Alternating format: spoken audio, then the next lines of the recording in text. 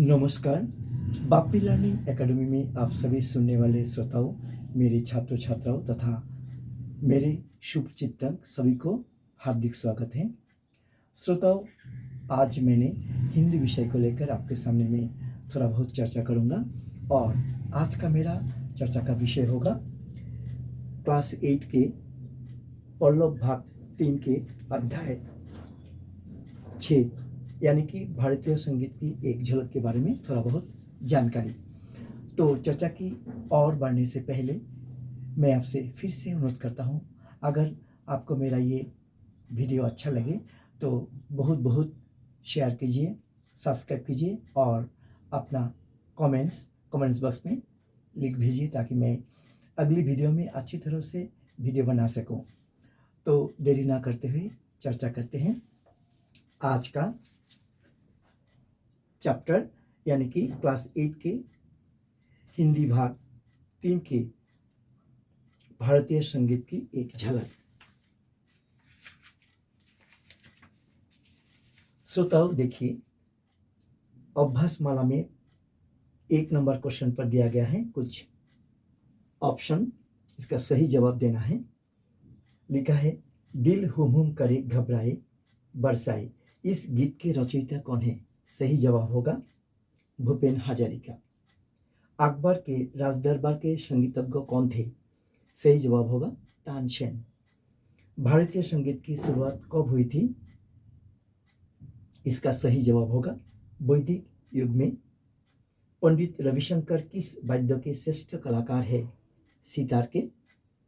भारतीय संगीत की कितनी प्रचलित धाराएं हैं? 2 धाराएं हैं।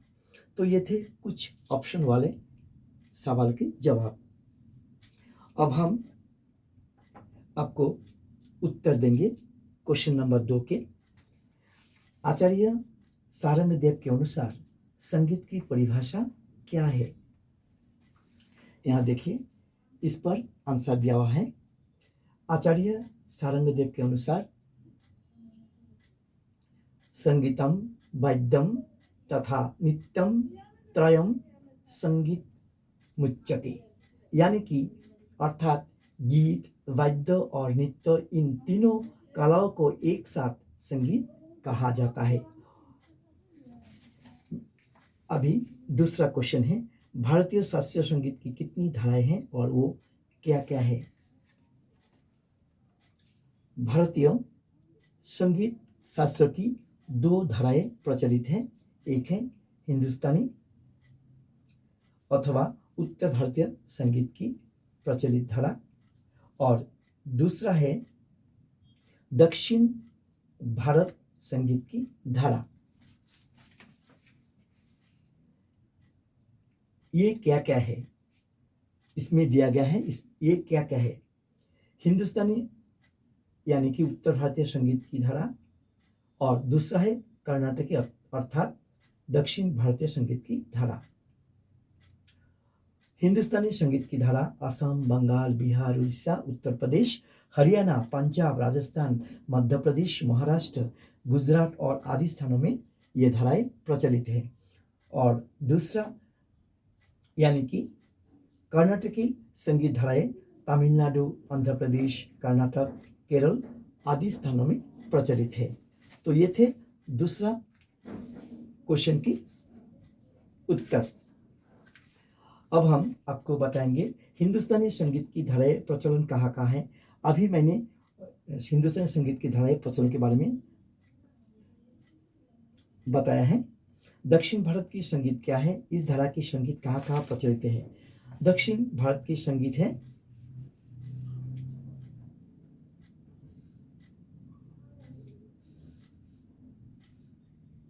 ये तमिलनाडु, आंध्र प्रदेश, केरल आदि स्थानों में प्रचलित धारा है, यानी कि कर्नाटकी संगीत धारा। अगला सवाल है, शास्त्रीय नृत्य के प्रवर्तक कौन है? इसे लोकप्रिय बनाने में किन कलाकारों का योगदान है? इसका सही जवाब होगा शास्त्रीय नृत्य के प्रवर्तक है महापुरुष शंकरदेव और इस धारा को प्रचलित करने में नृत्यकार मणिराम, वायन मुक्तियार और राकेश सैकिया बरबयान और नित्यार्च यतीन गोस्वामी, इन 3 महान कलाकारों के लिए ये सत्य नृत्य सारे दुनिया भर में प्रचलित हुए थे। तो श्रोताओ, ये थे सवालों के जवाब। अब हम आगे बढ़ेंगे और आपको बताएंगे कुछ वाद्यकारक के नाम। यहाँ पर दिया गया है तबला वादक, एक नाम इसमें दिया गया था पंडित समता प्रसाद, और 2 आपको लिखने को कहा गया है।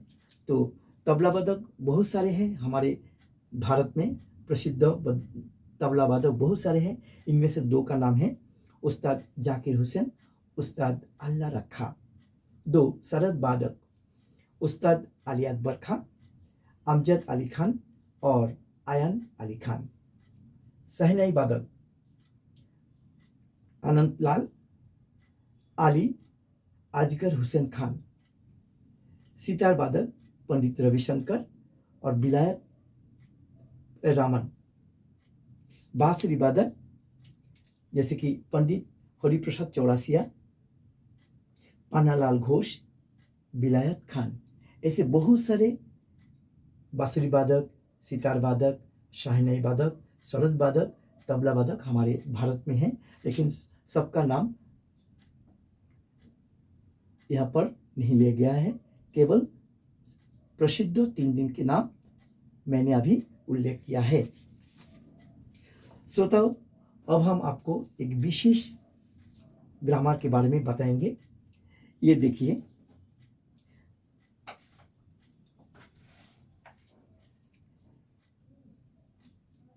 हम आज बताएंगे वाक्य में क्रिया और क्रिया के रूप में किसे कर्मों के अनुसार वाक्य होता है, इसके बारे में। यहाँ पर देखिए, जैसे कि राम भात खाता है, सीता भात खाती है। यहाँ पर क्या हुआ, यहाँ पर वाक्य में क्रिया के रूप कर्ता के अनुसार हुआ है। कर्ता यहाँ पर राम है, ये मेल है इसलिए ये खाता है। यह सीता है, कर्ता के अनुसार हुआ है इसलिए सीता खाती है। लेकिन ये क्या हुआ, यहाँ पर वाक्य में क्रिया के रूप कर्ता के अनुसार, क्रिया के रूप यानी कि ये जो भात खाना वो कर्ता के अनुसार हुआ है, यानी कि राम लड़का है बोल के इसलिए खाता है, लड़की सीता लड़की है इसलिए भात खाती है। कर्ता के अनुसार कर्म हुआ है, इसलिए मतलब मेल और फीमेल के अनुसार हुआ है। लेकिन कभी कभी जैसे कि राम ने रोटी खाई, राम ने रोटी खाई, तो क्यों यहाँ पर राम ने रोटी खाई हुआ है? यहाँ पर राम ने रोटी खाया हो सकता था, लेकिन यहाँ में इस वाक्य में क्रिया के रूप कर्म के अनुसार हुआ है। कर्म है कि क्या है, कर्म के अनुसार हुई है। वाक्य में क्रिया के रूप कर्म के अनुसार हुआ, कर्ता के अनुसार नहीं है, क्योंकि रोटी स्त्रीलिंग है इसलिए खाई हुआ है। क्लियर हुआ है? मतलब जिस वाक्य में क्रिया के रूप कर्म के अनुसार होता है उसे तो हम लोग वो जो कर्म है, जैसे कि रोटी स्त्रीलिंग है इसलिए खाई है। जैसे कि सीता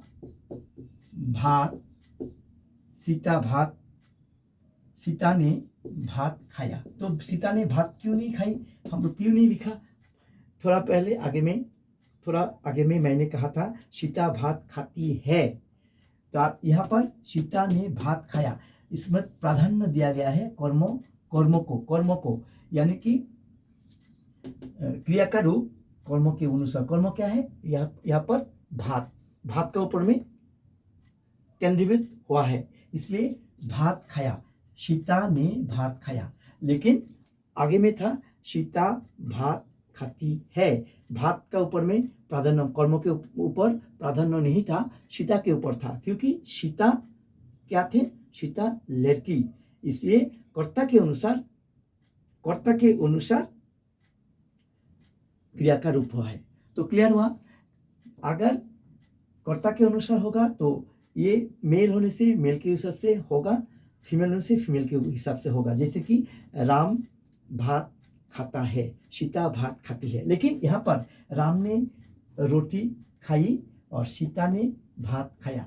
कर्म के अनुसार, ये कर्म के अनुसार क्रिया का रूप हुआ है, इसलिए तब हम लोग राम यानी कि मेल और फीमेल ऊपर नजर नहीं देंगे, हम लोग कर्म के ऊपर नजर देंगे। तो क्लियर हुआ है? तो ये बहुत जरूरी है करेक्शन के टाइम में, यानी कि जब आपको वाक्य को शुद्ध करो लिखेंगे तब तब ऐसे होता है। जैसे कि सीता ने पानी पी नहीं बोलते, सीता ने पानी पिया। यहाँ पर पी क्यों इसलिए नहीं हुआ? क्योंकि इसमें पानी पिया ऑलरेडी कंप्लीट हो गया है, कर्म के अनुसार हुआ है, ये कर्म के अनुसार क्रिया का रूप हुआ है, इसलिए पानी पुंगलिंग है, इसलिए ये पिया हुआ है। जो शब्द होगा वो पुंगलिंग या स्त्रीलिंग है कि नहीं, इसका ऊपर में डिपेंड करके वो सेंटेंस होगा। क्लियर हुआ है? तो ये था थोड़ा बहुत कर्मकर्ता के अनुसार किस प्रकार से वाक्य को लिखा जाता है वही। अब हम चर्चा करेंगे। देखिए नंबर 4 पर लिखा है, निम्नलिखित वाक्य को शुद्ध करो। यह तुमने बहुत अच्छा सवाल पूछी है। यहाँ पर सवाल पुल्लिंग है, कर्ता के अनुसार नहीं है, कर्म के अनुसार है, इसलिए यह तुमने बहुत अच्छा सवाल पूछा है। रोहन ने पुस्तक पढ़ा, इसमें क्या भूल है? रोहन ने पुस्तक पढ़ी, पुस्तक स्त्रीलिंग है, इसलिए कर्म के क्रिया का रूप कर्म के अनुसार हुआ है। सीमा ने भात खाई, भात पुंगलिंग है, इसलिए सीमा ने भात खाया होगा। क्या अशुद्ध दिया था? सीमा ने भात खाई, इसमें सीमा फीमेल है, लड़की है, तो खाई ठीक ही था, लेकिन नहीं, यहाँ पर कर्मों के अनुसार हुआ, भात का ऊपर में हुआ, भात पुंगलिंग है, भात क्या है? पुंगलिंग है, इसलिए भात पुंगलिंग है, इसलिए सीमा ने भात खाई नहीं होगा, सीमा ने भात खाया। जैसे कि अयन ने रोटी खाया, इसमें देखो, इसमें आप लोग देखिए, अयन ने रोटी खाया, अयन ने रोटी खाया ऑलरेडी कंप्लीटेड हो गया है, कर्म के अनुसार है, लेकिन इस पे आयन मेल है, नियम से ठीक होने लगता था, लेकिन ये भूल है, क्योंकि ये रोटी स्त्रीलिंग है, ये कर्मों के अनुसार क्रिया का रूप होना है, इसलिए क्या सही आंसर होगा? अयन ने रोटी खाई, क्योंकि रोटी स्त्रीलिंग है, इसलिए रोटी के ऊपर खाई होगा, इसमें कर्ता के ऊपर निर्भर नहीं है। ठीक हुआ? सेठानी ने राजा से सवाल